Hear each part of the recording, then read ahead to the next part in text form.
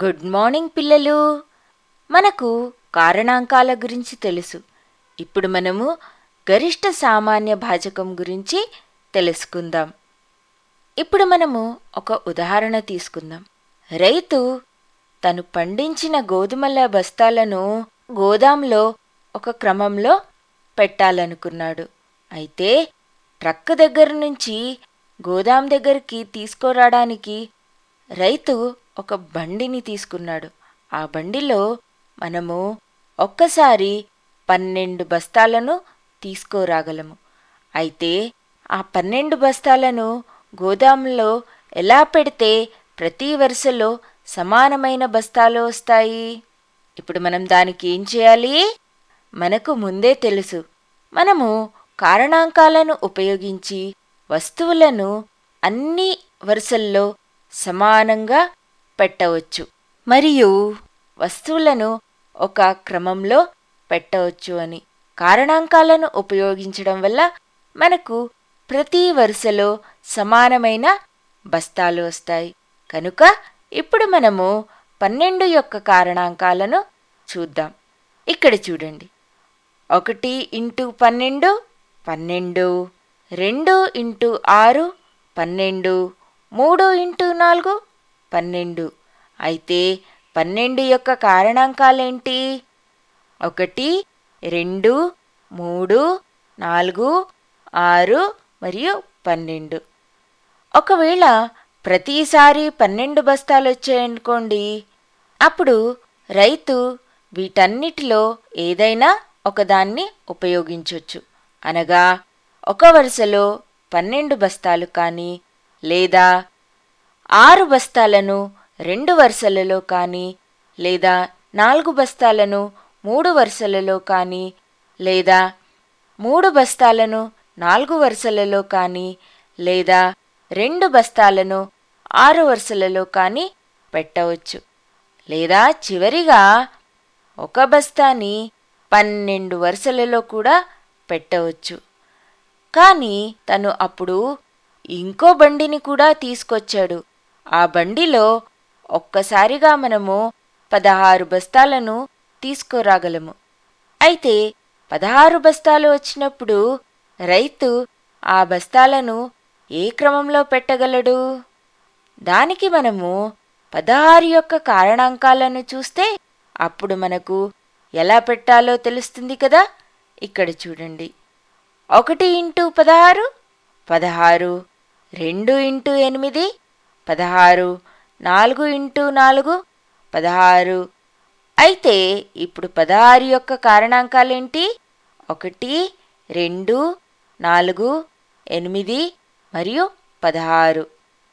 ఒకవేళ బస్తాలు ప్రతిసారి 16 వచ్చాయనుకోండి, అప్పుడు రైతు వీటిలో ఏదైనా ఒకదాన్ని ఎంచుకోగలడు. అనగా ఒక వరుసలో 16 బస్తాలను ఉంచవచ్చు, లేదా 8 బస్తాల 2 వరుసలు చేయొచ్చు, లేదా 4 బస్తాలు కలవి 4 వరుసలు చేయవచ్చు, లేదా 2 బస్తాలు కల 8 వరుసలు చేయవచ్చు, లేదా చివరిగా ఒక్కో బస్తాని ఒక్కో వరుసలో ఉంచితే 16 వరుసలు కూడా చేయవచ్చు. కానీ ఇక్కడ ఒకసారి 12 బస్తాలు రావచ్చు, లేదా ఒకసారి 16 బస్తాలు రావచ్చు. ఎందుకంటే రైతు దగ్గర 2 బళ్ళున్నాయి. ఒక బండిలో 12 బస్తాలు, ఒక బండిలో 16 బస్తాలు తేగలడు. ఒకవేళ రైతు 8 బస్తాలను 2 వరుసల్లో పెట్టాడనుకోండి, ఒకవేళ 16 బస్తాలు ఉన్న బండి వస్తే అప్పుడు 2 వరుసలు పూర్తిగా నిండుతాయి. ఒకవేళ 12 బస్తాలు ఉన్న బండి వచ్చిందనుకోండి, అప్పుడు మొదటి వరుసలో 8 బస్తాలు పెట్టవచ్చు. కానీ రెండవ వరుస సగమే నిండుతుంది, సగము ఖాళీగా ఉంటుంది. అయితే మరి 12 బస్తాలు వచ్చినా 16 బస్తాలు వచ్చినా ఒక క్రమంలో మరియు అన్ని వరుసల్లో సమానమైన బస్తాలు ఉండేటట్టు చేయాలంటే మనం ఏం చేయాలి? 12 బస్తాలు వచ్చినా 16 బస్తాలు వచ్చినా ఒక సామాన్యమైన క్రమము ఉందా మనం బస్తాలను పెట్టడానికి? చూద్దామా మరి? మొదలు మనము 12 మరియు 16 యొక్క సామాన్య కారణాంకాలేంటో చూద్దామా? ఇక్కడ చూడండి, 1, 2 మరియు 4. ఇప్పుడు రైతు ఒక్క వరుసలో 1 బస్తా కానీ, 2 బస్తాలు కానీ, లేదా 4 బస్తాలు కానీ పెట్టవచ్చు. అయితే ఏది అన్నిటికన్నా మంచిది? చూద్దామా మరి? ఒకవేళ రైతు ఒక వరుసలో ఒకే బస్తాను పెట్టాడనుకోండి, అప్పుడు ఎన్ని బస్తాలున్నాయో కనుక్కోవడానికి అన్ని బస్తాలను ఒక్కొక్కటిగా లెక్క పెట్టాల్సి వస్తుంది.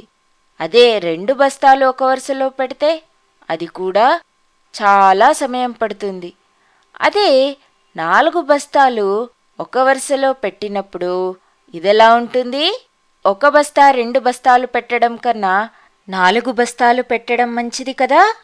అప్పుడు రైతుకు లెక్క పెట్టడానికి సులువుగా కూడా ఉంటుంది. అయితే ఇక్కడ చూడండి, ఒకవేళ 12 బస్తాలు వచ్చాయనుకోండి, అప్పుడు రైతు ఏం చేయగలడు? 3 వరుసలలో 4 బస్తాలు పెట్టగలడు. అదే 16 బస్తాలు వచ్చాయనుకోండి, అప్పుడు 4 వరుసలలో ఒక్కో వరుసలో 4 బస్తాలను పెట్టగలడు. ఇప్పుడు 12 బస్తాలు వచ్చినా లేదా 16 బస్తాలు వచ్చినా రైతు అన్ని వరుసలలో సమానమైన బస్తాలను పెట్టగలడు. ఇది ఎన్ని బస్తాలున్నాయో లెక్క పెట్టడానికి కూడా సులువుగా ఉంటుంది కదా? ఉదాహరణకు, ఒకవేళ 14 వరుసలున్నాయనుకోండి, అప్పుడు మొత్తం ఎన్ని బస్తాలున్నాయో రైతు ఎలా లెక్క పెట్టగలడు? ఒక్కో వరుసలో 4 బస్తాలు మరియు అలా 14 బస్తాలు ఉన్నాయి కాబట్టి 4ను 14తో గుణిస్తే సరిపోతుంది. అనగా 4 × 14 ఎంతవుతుంది? 56. అనగా మొత్తము 56 బస్తాలు గోదాములో ఉన్నట్టు కదా? అయితే ఇప్పుడు మనం ఏం చేశాము? మనకున్న సామాన్య కారణాంకాల్లో ఏదైతే పెద్దదిగా ఉందో దాన్ని తీసుకున్నాం. అనగా 1, 2, 4 ఈ 3 సామాన్య కారణాంకాల్లో మనము 4ని తీసుకున్నాం. అయితే వీటి మూడిటిలో పెద్దదేది? 4 కదా? అందుకే మనం 4 తీసుకున్నాం. అయితే ఈ 4ను మనం ఏమంటాము? ఇది అన్నిటికన్నా పెద్ద సామాన్య కారణాంకం కాబట్టి మనం దీన్ని గరిష్ట సామాన్య భాజకం అని అంటాము. అర్థమైందా పిల్లలు? అనగా 12 మరియు 16 యొక్క గరిష్ట సామాన్య భాజకం ఏది అనగా 4. ఎందుకంటే మనము ప్రతి వరుసలో 4 బస్తాలను ఉంచాము కదా? అయితే ఇప్పుడు రైతు ఏం చేశాడు? ఈ గరిష్ట సామాన్య భాజకంను ఉపయోగించి ప్రతి వరుసలో అన్ని బస్తాలను పెట్టాడు. దానివల్ల తనకు లెక్క పెట్టడం కూడా సులువైంది కదా? ఇప్పుడు మీకు అర్థమైందా? గరిష్ట సామాన్య భాజకం అనగా ఏంటి? 2 అంకెల యొక్క సామాన్య కారణాంకాలను తీసుకొని ఆ కారణాంకాల్లో పెద్ద అంకెను మనము గరిష్ట సామాన్య భాజకము అని అంటాము. దాన్నే మనము హైయెస్ట్ కామన్ ఫ్యాక్టర్ HCF అని కానీ, లేదా గ్రేటెస్ట్ కామన్ డివైజర్ GCD అని కానీ అంటాము. అయితే ఇప్పుడు 12 మరియు 16 యొక్క గరిష్ట సామాన్య భాజకం ఏది? 4. అనగా 12 మరియు 16 యొక్క HCF ఎంత? 4. ఇప్పుడు మనం ఇంకో ఉదాహరణ చూద్దాం. 14 మరియు 28. 14 యొక్క కారణాంకాలేంటి చూద్దామా? 14 × 1 14, 7 × 2 14 మరియు 28 యొక్క కారణాంకాలేంటి? 28 × 1 28, 14 × 2 28, 7 × 4 28. అయితే ఇక్కడ 14 యొక్క కారణాంకాలేంటి? 1, 2, 7 మరియు 14. అదేవిధంగా 28 యొక్క కారణాంకాలేంటి? 1, 2, 4, 7, 14 మరియు 28. అయితే వీటి రెండిటి సమాన కారణాంకాలేవి? 1, 2, 7 మరియు 14. ఈ 4 అంకెలలో పెద్ద అంకె ఏది? 14. అయితే ఇప్పుడు మనము 14ను 14 మరియు 28 యొక్క గరిష్ట సామాన్య భాజకము అని అంటాము. అయితే మీకు అర్థమైంది కదా పిల్లలు, కారణాంకాలు మరియు గుణిజాలు అనగా ఏంటి అని? కారణాంకాలకు కానీ గుణిజాలకు కానీ మనము గుణకారాన్నే ఉపయోగిస్తాము. అయితే కారణాంకాలనగా మనము ఏ అంకెలనైతే గుణిస్తామో ఆ అంకెలను కారణాంకాలని, మరియు గుణించగా వచ్చిన అంకెను గుణిజము అని అంటాము. ఉదాహరణకు, ఒకవేళ మనం 2 మరియు 3ను గుణించినట్టయితే మనకెంతొస్తుంది? 6 వస్తుంది.